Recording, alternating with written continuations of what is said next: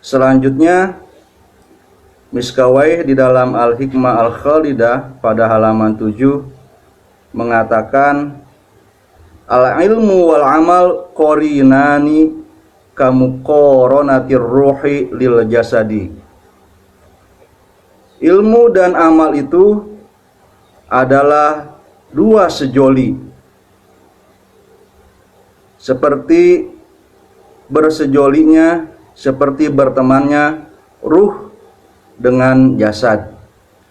La yanfa'u ahaduhuma illa bil akhar. Salah satunya tidak berguna kecuali dengan adanya yang lain. Al ilmu wal amal qarinani. Ilmu dan amal itu berpasangan kamuqaranatir ruhi lil jasadi, seperti berpasangannya ruh dengan jasad. La yanfa'u ahaduhuma illa bil akhar. Salah satunya tidak berguna tanpa adanya yang lain. Saudara-saudaraku yang budiman, ada banyak ayat Al-Quran dan hadis yang menerangkan urgensi ilmu bagi amal, serta urgensi amal bagi ilmu. Di dalam buku Al-Ilm wal Hikmah fil Kitab was Sunnah misalnya, artinya ilmu dan hikmah di dalam penjelasan dari Al-Quran dan Sunnah, tulisan Muhammad Roy Syahri, diterangkan hadis-hadis yang memberi peringatan kepada para ulama yang tidak mengamalkan ilmunya. Di antaranya di sana ada sebuah hadis dari Rasulullah SAW, wailun liman la ya'lam, celakalah orang yang tidak berilmu. Ini adalah pentingnya ilmu. Wa wailun liman alima tsumma la ya'mal, dan celakalah bagi orang yang berilmu kemudian tidak mengamalkan ilmunya. Kemudian hadis yang lain, wailun liman alima walam yanfa'hu ilmuhu, celakalah orang yang sudah berilmu kemudian ilmunya tidak bermanfaat baginya. Ini disebutkan oleh Rasulullah atau diucapkan oleh Rasulullah sebanyak 7 kali. Wa wailun liman lam ya'lam walau sya'a la'alimahu, dan celakalah bagi orang yang tidak tahu, padahal kalau dia mau maka dia bisa tahu. Ini hadis yang luar biasa, ya semua hadis luar biasa.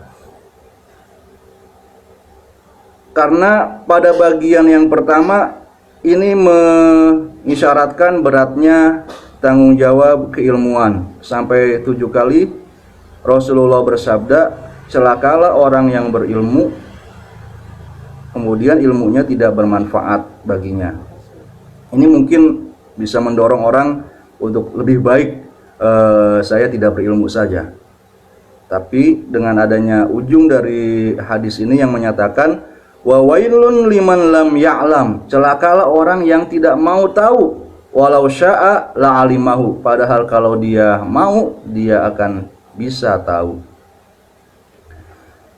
Kemudian ada hadis yang lain lagi yang menyatakan kullu ilmin wabalun ala sahibihi yaumal qiyamah illa man amila bihi.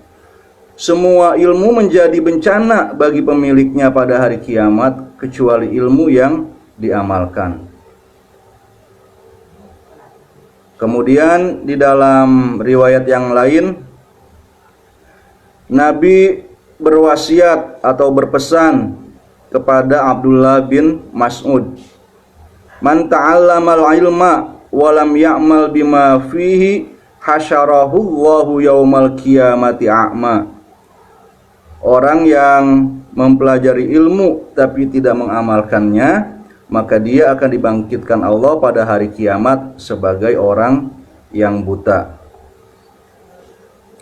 Kita berhenti saja nih belajarnya pada hari ini, karena kalau kita teruskan maka kita akan bertambah ilmu kita, nanti akan menjadi kecelakaan bagi kita pada hari kiamat. Apakah akan menjadi seperti itu? Tidak, karena ya sebaliknya, amal itu harus didasari oleh ilmu. Orang yang mengerjakan hal yang sama akan tetapi dasar keilmuannya berbeda, maka nilai amalannya juga akan berbeda. Sebagaimana misalnya diterangkan bahwa pahala sholat dari orang yang berilmu bisa lebih tinggi 7 kali sampai 70 kali derajat daripada pahala sholat orang yang tidak berilmu. Begitu juga dalam hal-hal kebajikan-kebajikan moral seperti yang kita pelajari dalam buku-buku Al-Hikam ini, gnomologis, buku-buku tentang kata-kata mutiara yang berasal dari berbagai bangsa.